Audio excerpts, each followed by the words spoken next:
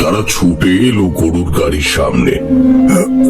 আমি তখন ধরে ধরে ভদ্রলোককে নামাচ্ছি। আমি বললাম, ব্যস্ত হবেন না, উনি এখন ঠিক আছেন, পথে একটু অসুস্থ হয়ে পড়েছিলেন।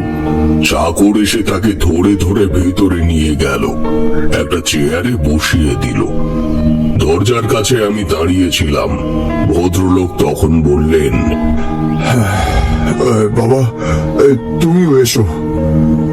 এই যে রঘু, উনি আমার সাথে এসেছেন। এনার থাকা খাওয়ার একটু ব্যবস্থা করো।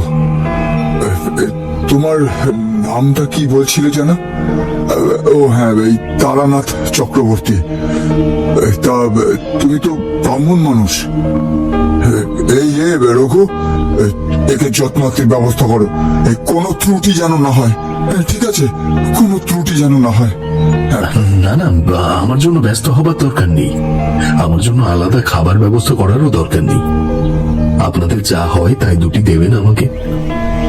একটা চাকর এসে ভদ্রলোকের সেবা শুশ্রূষা করছিল। ভদ্রলোক বললেন, এখন ঠিক আছে, তুই যা, এখন যা। হ্যাঁ বাবা, এবার তোমাকে আমার পরিচয়টা দিই। আসলে গরুর গাড়িতে তো কথা বলার মতো অবস্থায় ছিলাম না। আমার নাম হলো কমল রায়। আমার দাদু এই ব্রিটিশ সরকারের থেকে রায় বাহাদুর উপাধি পেয়েছিলেন। বর্ধমানের দিকে আমাদের অনেক জমি জমা আছে, কিন্তু আমি পড়াশোনা করে ব্রিটিশদের অধীনেই চাকরি নিয়েছিলাম, কালেক্টর হয়েছিলাম। সারা জীবন বিভিন্ন জায়গায় ঘোরার পর রিটায়ারমেন্টের পর এখানে এসেই বাড়িটা কিনেছি। এটা ছিল এখানকার একটা ছোটখাটো জমিদারের বাড়ি, মানে সাহেব জমিদার। তিনি বাড়ি বিক্রি করে ইংল্যান্ডে ফিরে যান। চাকরি সূত্রে আমার অনেক ইংরেজ কর্মচারীর সাথেই পরিচয় ছিল। তাদের একজনের মাধ্যমে এই বাড়িটা আমি কিনি আর কি।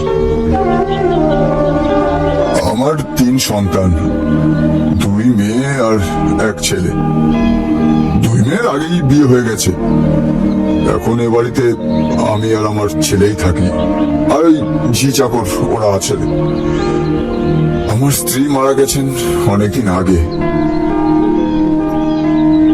শহরেও আমার একটা বাড়ি আছে, কিন্তু এখন আমরা এখানেই থাকি। তুমি তুমি ঠিকই ধরেছিলে বাবা। আসলে আমার ছেলেকে নিয়ে আমি সমস্যায় পড়েছি এখন।